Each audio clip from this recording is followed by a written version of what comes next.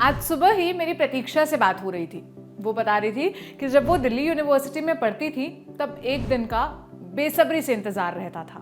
वो थी हॉस्टल की प्रॉम नाइट। उस दिन उनके हॉस्टल में लड़कों की एंट्री अलाउ होती थी। सब साथ में नाचते और डिनर करते। उन दिनों में लड़कियों में एक चुटकुला बहुत चलता था कि आईआईटी के लड़के आने वाले हैं, सब बचकर रहना। जो कि ये चलता था कि उन लड़कों ने कभी लड़कियों को नहीं देखा, इसलिए लड़कियों को देखते ही चेप हो लेते हैं। अगर कोई आईआईटी के लड़के हमें देख रहे हैं तो माइंड ना करें। मैं बस ये बता रही हूँ कि सोशली ऑकवर्ड होने की वजह से इंजीनियरिंग के लड़के अक्सर इस तरह के चुटकुलों का हिस्सा बन जाते हैं। लोग इस पर हंस सकते हैं, मगर चुटकुले की उपज इसकी जड़ तक पहुंचिए तो एक सीरियस इशू मिलेगा। इशू है इंजीनियरिंग कॉलेज में लड़कियों का ना होना या नाम मात्र के बराबर होना।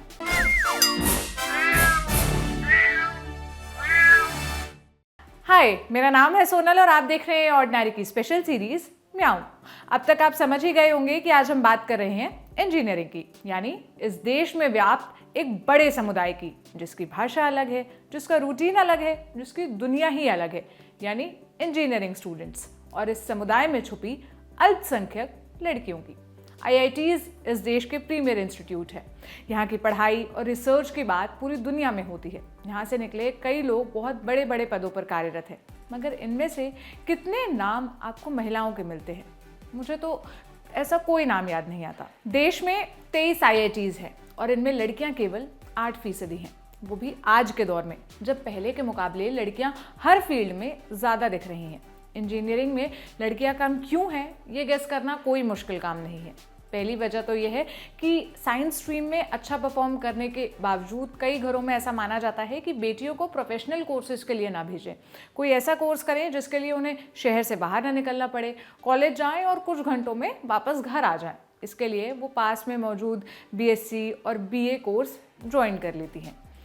ये दुख की बात है, मगर मेरी ही पहचान में कुछ परिवार ऐसे हैं, मेरी कुछ सहेलियां हैं जिनको इंजीनियरिंग के लिए घर के बाहर सिर्फ इसलिए नहीं भेजा गया क्योंकि घर की लिमिटेड इनकम है और वो पैसे उनकी शादी के लिए बचा कर रखे जा रहे हैं। घर वालों ने सोचा अभी पढ़ाने में पैसे बर्बाद कर देंगे तो शादी कैसे करेंगे। इसके अलावा आज भी ऐसा माना जाता है कि इंजीनियरिंग की नौकरियां औरतों के लायक नहीं है। सॉफ्टवेयर की बात तो ठीक है, वो कहाँ पुल और सड़कें बनवाएंगी, कहाँ पनडुब्बी और पवन चक्की में पड़ेंगी, कहाँ रेल के डिब्बे बनाएंगी। उनका काम रोटी बनाना है। वो भले ही कितनी भी नौकरी कर ले, अंततः घर आकर या फिर वीकेंड पर तो घर संभालना ही उनका काम है। कुछ एक्सपर्ट्स एक वजह ये भी बताते हैं कि महिलाओं को कभी परिवार तो कभी मैटरनिटी के लिए कुछ महीनों का ब्रेक लेना पड़ता है। इतने समय में रिसर्च की दुनिया बहुत आगे निकल जाती है, औरतें पीछे रह जाती है। इसके अलावा तमाम वजह हैं जो लड़कियों और उनके परिवारों ने खोज रखी होंगी, लेकिन असल में ये वजह नहीं, ये एक्सक्यूज़ हैं जो पूरी तरह खोखले हैं। खैर, जो लड़के इंजीनियरिंग के फील्ड में आज आ भी जाती हैं, उनकी असली परीक्षा कॉलेज में शुरू होती है। खासकर वो लड़कियां जो मैकेनिकल या माइनिंग जैसे मेल डोमिनेटेड स्ट्रीम्स चुनती है। मैंने कोरा पर एक विदेशी महिला इंजीनियर के अनुभव पढ़े, उसका कुछ हिस्सा आपसे शेयर कर रही हूँ। विल्हेमिना प्रिंस नाम की महिला लिखती हैं, जब मैंने एडमिशन लिया तो क्लास में इकलौती लड़की थी। स्टूडेंट्स के अलावा सभी प्रोफेसर भी पुरुष थे। सबसे पास वाले लेडीज़ बाथरूम 10-15 मिनट की दूरी पर था। क्लासेस के बीच में ब्रेक मिलता तो समझ नहीं पाती कि पेशाब करने जाऊँ या अपने लिए कॉफ़ी ले लूँ। इसके अलावा कुछ घटिया लड़के थे जो मेरे बारे में न जाने क्या क्या कहते, मगर अच्छी बात ये थी कि कुछ अच्छे लड़के मेरे दोस्त थे। मैं हमेशा क्लास के टॉप 5 स्टूडेंट्स में रहती, जिससे कुछ लड़कों को हमेशा तकलीफ रहती, लड़की होकर कैसे कर रही है। मुझमें और लड़कों में एक फ़र्क था, वो वहाँ एक अच्छी नौकरी के लोभ में आए थे। मैं सिर्फ इसलिए आई थी क्योंकि मैं सब्जेक्ट से प्यार करती थी। जब इंटर्नशिप शुरू हुई, मेरी ड्यूटी फैक्ट्री में लगी। बॉयलर से लेकर तमाम मशीनों के बीच, वहाँ पूरे फ्लोर पर लड़कियों के लिए बाथरूम नहीं था। मुझे मैनेजर्स के टॉयलेट यूज़ करने की इजाज़त लेनी पड़ी। कॉलेज से ही मेरा प्लेसमेंट हुआ। नौकरी के दौरान भी मैं टीम की अकेली लड़की थी। मैकेनिकल इंजीनियरिंग के फील्ड में 4 साल काम करते हुए 2 कंपनियां बदल चुकी हूँ। अभी तक टीम की इकलौती लड़की हूँ। फैक्ट्रियों में वर्कर आप पर भरोसा नहीं करते। जब मैं कई बार उनकी दिक्कतों के सल्यूशन देती हूँ, तब वो मुझ पर भरोसा डेवलप कर पाते हैं। इन दिक्कतों को और बेहतर तरीके से समझने के लिए मैंने कुछ महिला इंजीनियर्स से बात की। सबसे पहले बात की विजयश्री से, जिन्होंने न केवल मैकेनिकल से ग्रेजुएशन किया बल्कि पोस्ट ग्रेड भी और अब पीएचडी कर रही हैं। देखो, जब मैकेनिकल की बात आती है तो ऑब्वियसली सब लोगों का यही कहना होता था कि भाई लड़कियों के लिए नहीं है मैकेनिकल, कुछ भी कोर्स ले लो चलेगा, कंप्यूटर साइंस ले लो, इलेक्ट्रिकल ले लो, बस मैकेनिकल मत लो, मैकेनिकल ही मत लो because just you are a girl. तो I used to think why not, and उसके लिए मुझे एक ही जवाब मिलता था कि भाई देखो मैकेनिकल में ना लोगों को शॉप फ्लोर पे एक्टिविटी मिल जाएगी, तो यू शुड हैंडल पीपल। तो ये हैंडलिंग पीपल तो लड़कियां अच्छी कर लेती है मेरे मेरे हिसाब से, क्योंकि घर पे सब हैंडलिंग तो लड़कियां करती है। तो other than that I didn't find any other explanation, proper explanation for that reason. तो उसके बाद जब मैंने ज्वाइन भी किया था, ठीक है मेरी क्लास में लड़कियां थी, मेरे स्टेट में इसमें रिजर्वेशन होता था 33%। तो उसके लिए out of 60 seats 19 seats were allotted to girls. तो अलॉटमेंट की वजह से there were always 19 girls in the class in my engineering. Though M Tech में मैं अकेली थी, दैट इज ट्रू, बिकॉज वहां पर कोई ऐसा रिजर्वेशन फंडा नहीं था। But yes I had 19 girls in the class.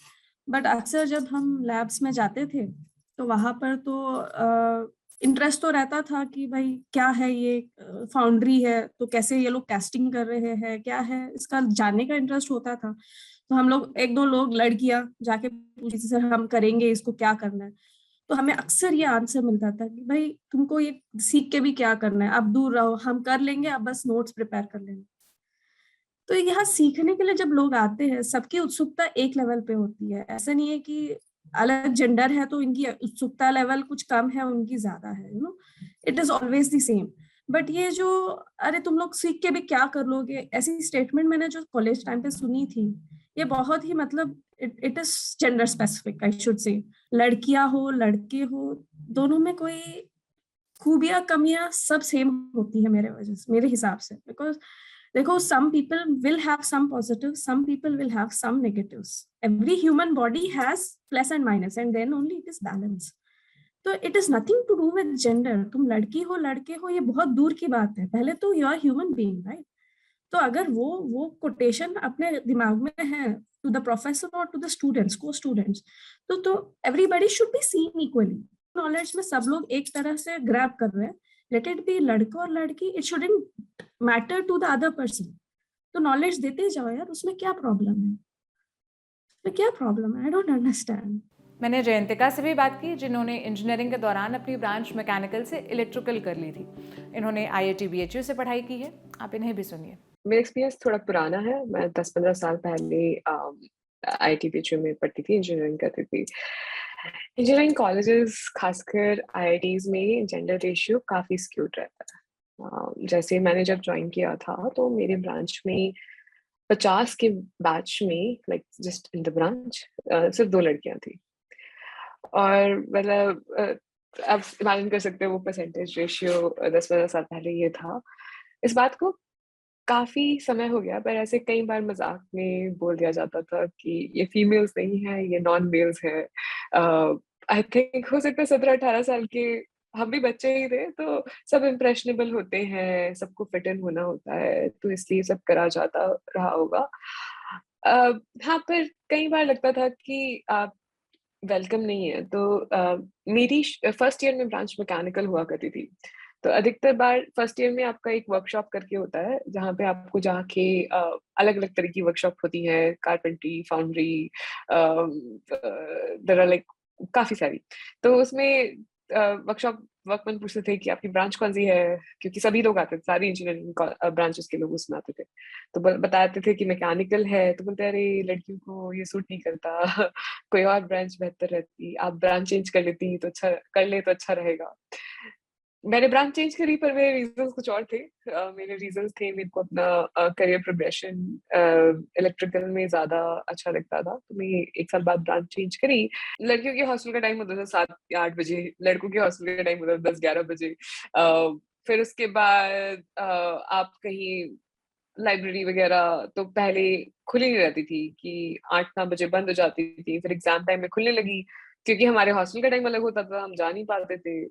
Security एक बहुत बड़ा इशू था जब मैं पढ़ती थी वहाँ पर।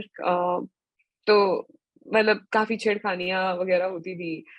तो और मैं अभी इंडिया के बाहर रहती हूँ, तो और मुझे ज्यादा ऐसे रिफ्लेक्ट करने पे और ज्यादा बुरा लगता है कि कि ये बहुत छोटी छोटी चीजें हैं कि जिससे आप जिंदगी बेहतर बना सकते हैं। यहाँ पे जो इंजीनियरिंग कॉलेजेस होते हैं, वहाँ पे यहाँ पे 50% ऑलमोस्ट रेशियो है, 50 नहीं है तो 30-40% लड़कियां हैं हर ब्रांच में। और उम, जब मैं रिफ्लेक्ट करती हूँ कि जब हम लोग कैसे पढ़े थे, तो उसमें काफ़ी डिफरेंस है और होना भी चाहिए। 10-15 साल में ज़िंदगी सोसाइटी इम्प्रूव करनी चाहिए।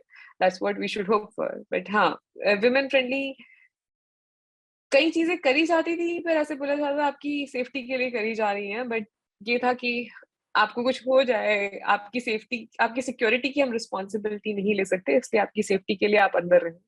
ये काफ़ी प्रोमिनेंट चीज़ हुआ करती थी। मैकेनिकल में 0 लड़कियाँ बची थी उस बैच में, तो यही हो गया था कि ये तो बैच सूखा पड़ गया है, वेला हो गया है। और ये बहुत इम्प्रेशनेबल एज होती है, ना सिर्फ लड़कियों के लिए, लड़कों के लिए भी। उनको भी वो भी डिसाइड कर रहे होते हैं कि हमें सोसाइटी में कैसे इंटीग्रेट करना है, हम कैसे अडल्ट्स बनेंगे।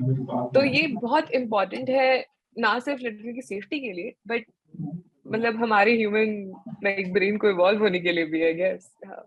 बेटियां आजकल पुरुषों से कंधा मिलाकर चल रही हैं। स्कूल के निबंध में हम लोग ये वाक्य लिखा करते थे, आज से कई साल पहले। घिस चुका है अब ये वाक्य और अखबारों में ही ठीक लगता है। बेटियां कंधा मिलाना चाहती हैं, लेकिन समाज के तमाम बंदिशें उन्हें पीछे खींचती हैं। आज भी बोर्ड्स के रिजल्ट में साइंस में लड़कियां छाई रहती हैं, मगर ये संख्या इंजीनियरिंग और साइंटिफिक रिसर्च में नहीं दिखती।